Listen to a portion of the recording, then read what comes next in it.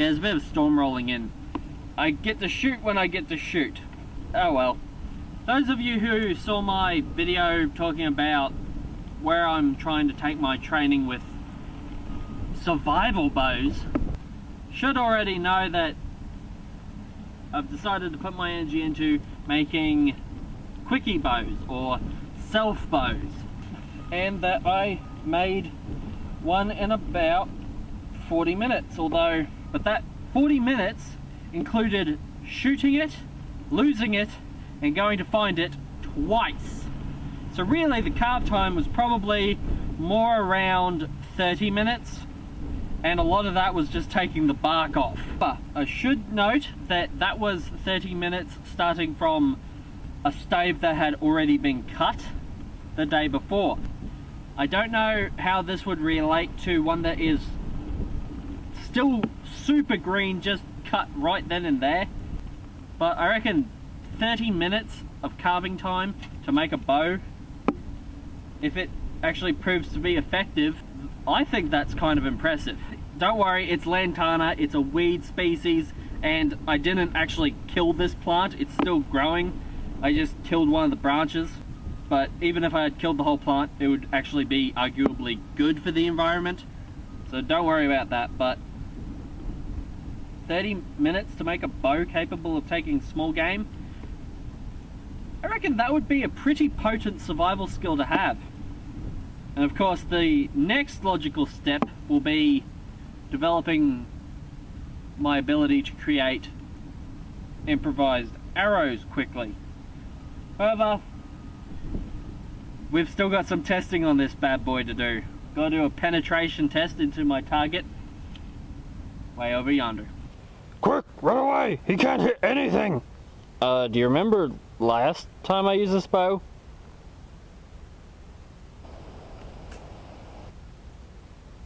Uh-oh.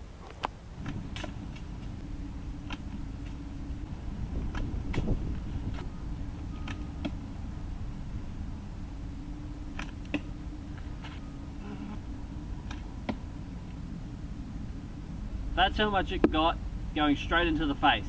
That is pretty good.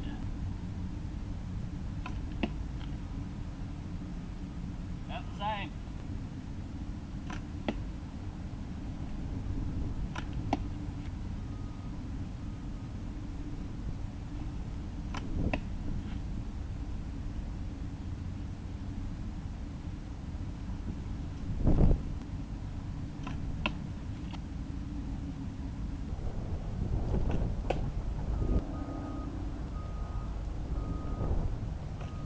Oh, just an added point, I kinda messed up this limb. I really didn't need to take anything off of it, but out of habit I just started down here, which made it too thin. And we're seeing the same problem we saw last time. The bit where it bends the most is starting to crack on the outside.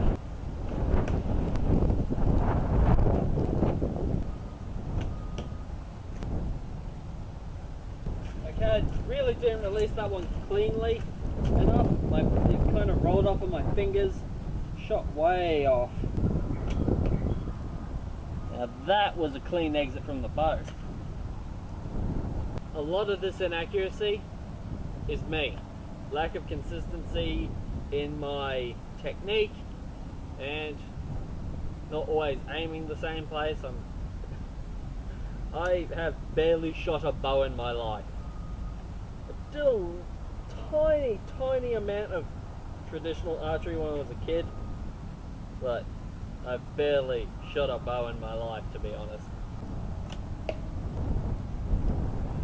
I'm just trying to get my form a lot more consistent. See, those last two shots, probably about the exact same form. Those shots were much closer together than all of my other ones. They've just been way off.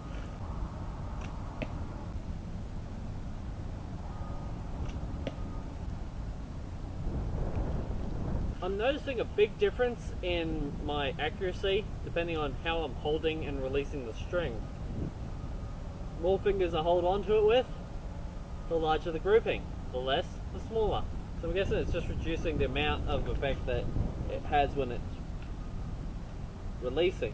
With a traditional archery bow, when you let go of the string, it kind of just rolls off your fingers no matter how fast you go.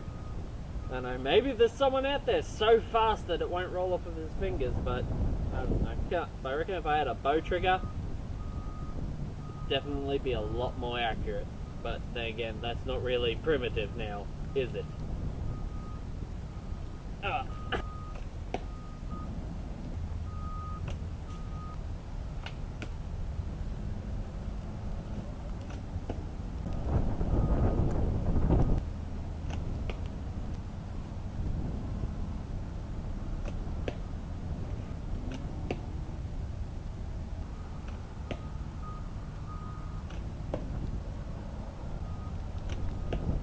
So when I actually shoot, I make a little mental note of how good my release was, and I'm noticing that when I bring my wrist back to my chin, aim for about there, and have a clean release, the majority of the arrows seem to end up in this section, which, if I was aiming for something the size of a rabbit, that would actually be alright. Occasionally there's the odd shot, like I think might have been that one of the more recent ones. One of these ones over here seemed like really good form. Aiming for there, same positioning, or at least as close to the same positioning as I could tell with my amateur and really severely novice skill level. I mean, I've barely shot a bow in my life. Again, I really haven't shot a traditional bow since I was a kid, before I started, shooting these survival bows recently. So, my skill level is just virtually non-existent. I mean, I know a bit about the theory. I know I've got to get consistency with my movements and consistency on use of the bow. Because, consistency equals accuracy. Because the more consistent you are, the more you're able to predict where that arrow is going based on your movements. So when I've got good form, it seems to group over here. Even though I'm aiming there. And I'm pretty sure those two are from good form, but aiming over here. But I decided I would just go back to constantly aiming for the center, just to give a better guess of where my groupings really are. See if I was really aiming. See if I really wanted to get something, I would have to aim off to the side, around here. Then this grouping would be on here. But I'm going for grouping to see how consistent my shots are. There's a few that are just way off. I mean, they hit the target, but come on, that's nowhere near. I reckon that grouping area isn't too bad if I'm shooting at something maybe the size of a large hare. I just have to, remember to aim off to the side. But then again, that bow is starting to splinter. So what have we learnt from this experiment?